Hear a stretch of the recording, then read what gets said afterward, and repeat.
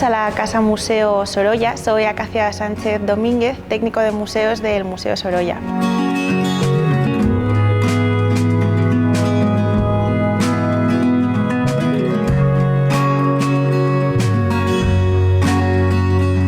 Nos encontramos en la casa taller de Joaquín Sorolla y Bastida, donde vivió sus últimos 12 años de vida.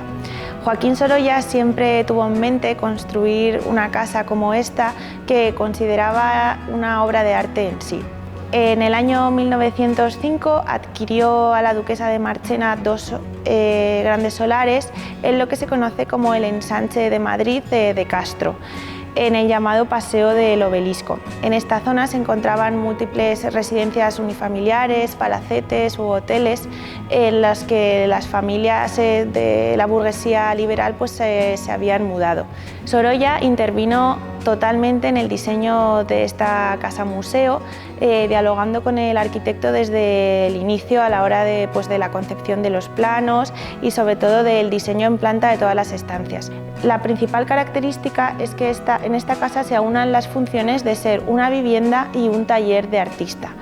La Casa Museo Sorolla, de hecho, fue de las más modernas de la época, al ser de las primeras que contaba con luz eléctrica, agua corriente o calefacción central en todas sus estancias.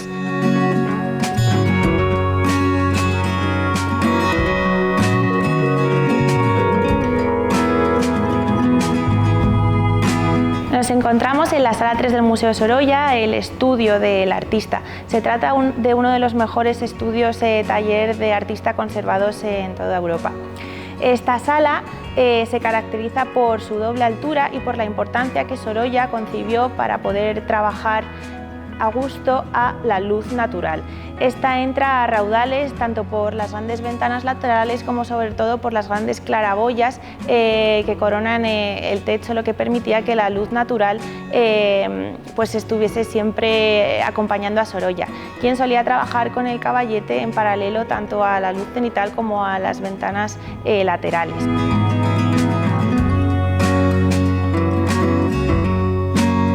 Cuando Sorolla se encontraba en su casa de Madrid, pintaba durante más de 12 horas al día.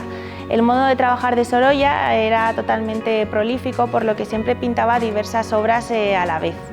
Se ha respetado la disposición original de todos los objetos en esta sala, así como de su decoración, empleando este potente color rojo en sus paredes. Este color infunde al ambiente energía, hace el espacio que sea más acogedor y sobre todo está ligado con la moda de la época, de los grandes estudios de artista impresionistas de la época como los de Cézanne o los de Monet, que revestían sus estudios de estos potentes colores, ya que hacían vibrar y destacar las obras de arte en contraste con este color de la pared.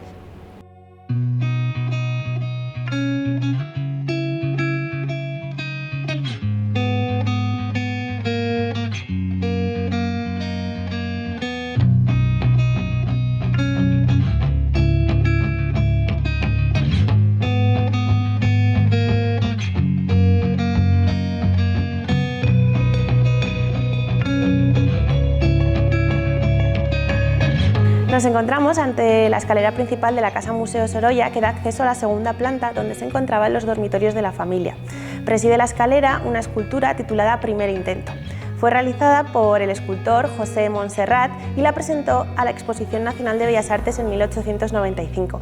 Representa a una pequeña que está intentando dar sus primeros pasos.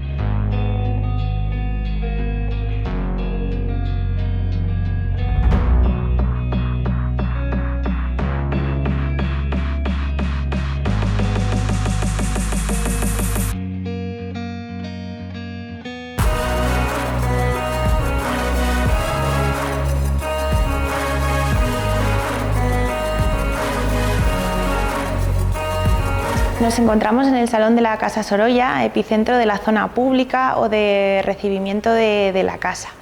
Es, por tanto, una estancia de lucimiento donde Sorolla empleó materiales nobles como los mármoles, la gran columnata y sobre todo esta estupenda rotonda que hace que el jardín entre dentro de la casa a través de los luminosos ventanales.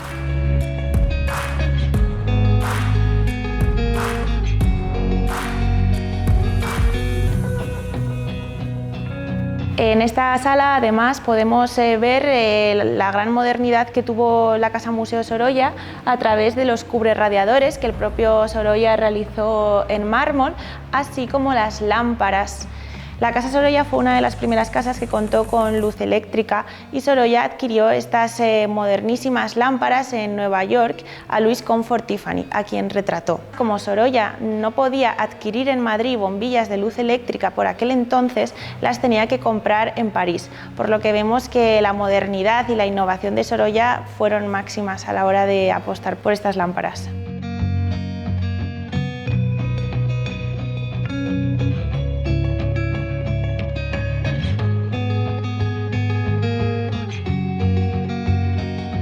Nos encontramos en el comedor de la Casa Sorolla, una de las estancias que mejor refleja la personalidad del artista y sobre todo su gusto, en el que combinaba su estilo más cosmopolita, procedente de todos sus viajes al extranjero, como vemos en esta estancia de estilo totalmente modernista, con líneas simples y clásicas, del estilo también influido por el nuevo e incipiente Art Déco, así como su gusto por las tradiciones españolas, como vemos en el uso de piezas de mobiliario clásico como las sillas de tijera del siglo XVI.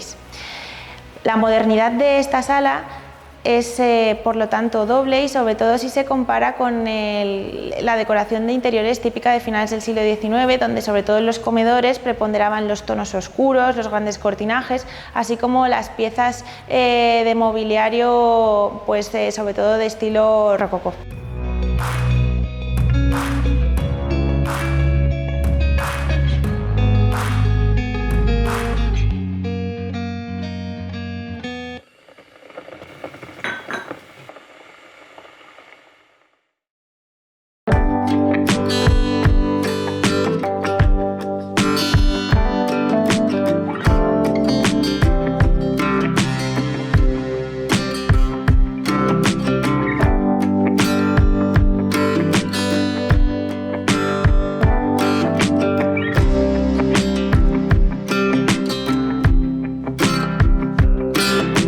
Sorolla diseñó los jardines de su casa como un proyecto totalmente personal.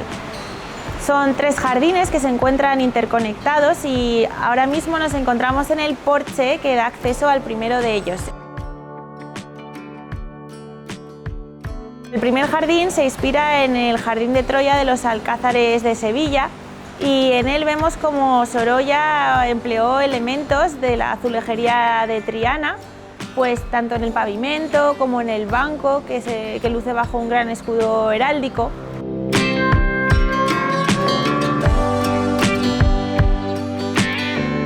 El segundo patio, que hace eje con el primero, ya que Sorolla siempre buscó tener encuadres fotográficos para realizar pinturas de sus jardines, está inspirado en el Generalife de los jardines de la Alhambra. Ello se nota por la acequia que recorre el jardín, ya que a lo largo de las diferentes fuentes de los jardines vemos la importancia que Sorolla concedió al agua, ligado pues a los sistemas hidráulicos andalusíes tradicionales. Y por último, el tercer jardín es el que es de estilo más ecléctico, pero se ha ligado sobre todo pues, con los jardines italianos por la gran pérgola bajo la cual Sorolla pintaba y disfrutaba de comidas y de momentos de recreo con su familia.